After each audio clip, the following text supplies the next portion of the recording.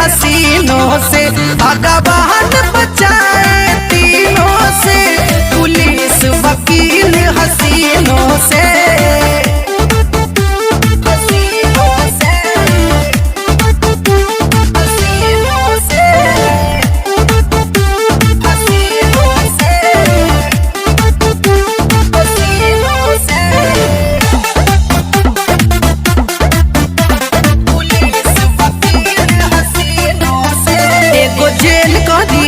एगो बेल करी है, एगो साथे मोहब्बत के खेल करी है।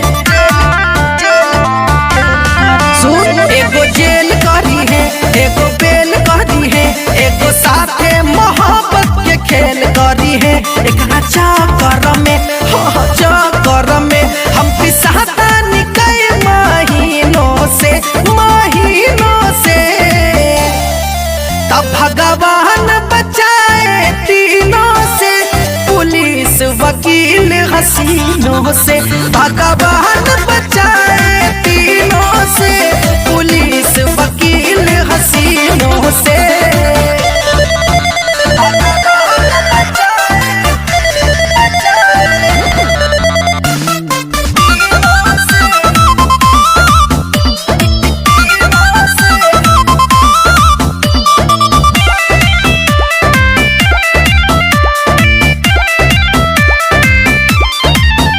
एगो लूट ली होले, एगो कूट दी होले, एगो दिलवा पर खूंटा फूट दी होले।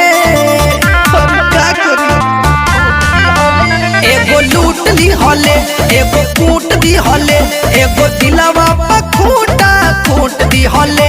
अब का कहरी हर का कहरी, डर लगता माहौल रंगीनों से